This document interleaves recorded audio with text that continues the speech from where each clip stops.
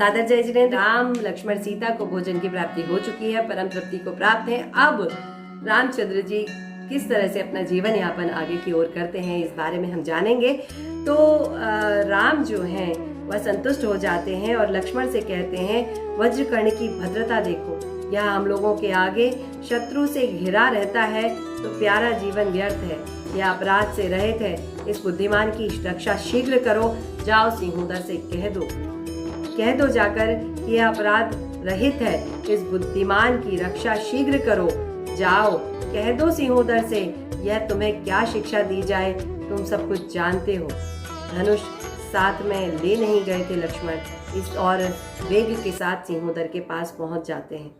रक्षक पुरुषों ने उन्हें देखकर पूछा, आप किसके आदमी हैं? इस उत्तर में लक्ष्मण ने कहा, मैं राजा भरत का आदमी हूँ और दूत के कार्य से यहाँ आया हूँ। क्रम से बहुत बड़ी छावनी का उल्लंघन कर वह राजा के निवास स्थान पर पहुंचते हैं। राजा की सभा में प्रविष्ट होते हैं और जाकर कहते हैं, हे सिंहूदर, तू मुझे बड़े भाई का संदेश वाहक समझ। राजा भरत आपको इस प्रकार की आज्ञा देते हैं कि वज्रकर्ण से निष्कारण बैर करने से क्या लाभ है। सिंहूदर बोलते हैं, हे दूत, तू मेरी ओर से राजा अयोध्या के राजा भरत को इस प्रकार से कहो कि यह वज्रकर्ण अविनीत है, मानी है, दुष्ट चेष्टाओं से युक्त है। ये दोष इसे या तो दमन छोड़ सकते हैं या मरण से। आप इस विषय में चुप बैठिए। सिंहूदर बोला, वज्रकर्ण की ही मानी है, ऐसा नहीं है कि बल्कि तुम भी मानी हो। वज्रकर्ण अगर अभिमानी है तो आप भी अभिमानी हैं। यह बात लक्ष्मण बोलते हैं और सिंहूदर की यह कहने पर क्रोधित होकर तुम भी अभिमानी हो। वह लक्ष्मण से भी कहते हैं कि वज्रकर्ण ही नहीं, तुम भी अभिमानी हो, तुमने मुझे भी नमस्कार नहीं किया है। तो इस बात का कहने पर लक्ष्मण क्रोधित होकर बोलते हैं, मैं साम्य भाव स्थापित करने आया हूँ, तुम्हें नमस्कार करने के लिए नहीं। या तो तुम संधि कर लो या आज मरण का आश्रय ले लो। वहां लक्ष्मण ने क्षण भर में अपने बल से सिंहूदर की सभा को भयभीत करके विध्वस्त कर दिया। लक्ष्मण जब भवन के बाहर आंगन में निकले तो योद्धाओं ने उन्हें घेर लिया। सिंहूदर भी स्वयं उन्हें रोकने के लिए उद्यत हुए। स्त्रियां आपस में कह रही थी कि इस महाभयंकर पुरुष को देखो, इसने अनेक योद्धाओं को चपेट कर विहल कर दिया है। सेना को इकट्ठी होती देखकर लक्ष्मण हंसकर हाथी बांधने का एक बड़ा खंबा उखाड़ लिया और वेग के साथ सेना पर टूट पड़े। राजा वज्रकर्ण गोपुर के अग्रभाग पर बैठे बैठे इस दृश्य को आश्चर्यचकित होकर देख रहे थे। रोमांचकारी युद्ध में उसने उछलकर भयभीत सिंहूदर को हाथी से खींचकर उसी के वस्त्र से गले में बांध दिया।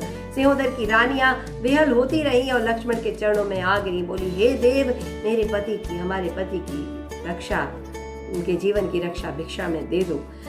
इस बात को लक्ष्मण ने कहा, देखो यह सामने ऊंचा वज्रखंड है, यहाँ ले जाकर इस दुराचारी को उस पर लटकाऊंगा। इस प्रकार कहते हुए वह उस चैत्यालय में गए जहाँ राम सीता ठहरे हुए थे। वहां जाकर लक्ष्मण ने राम से कहा कि यह वज्रकर्ण का शत्रु है, इसे मैं ले आया हूँ। सिंहूदर हाथ जोड़कर राम के चरण कमलों में गिर जाते हैं, बोलते हैं, देव आप कौन है यह मैं नहीं जानता, पर मैं आपका आज्ञाकारी सेवक हूँ।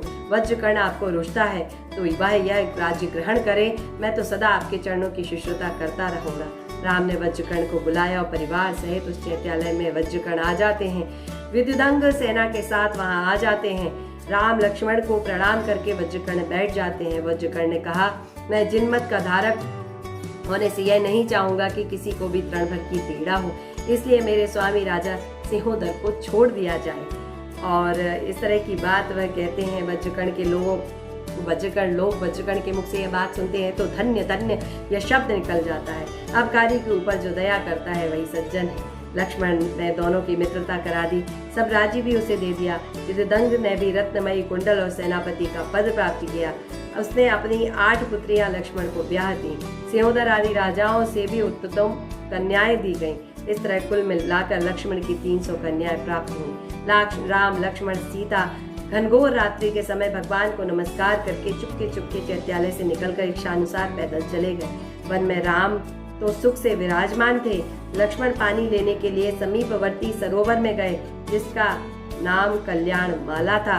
उसी नगर का स्वामी था एक ऐसा पुरुष जो कि सरोवर में क्रीड़ा करने के लिए आया था।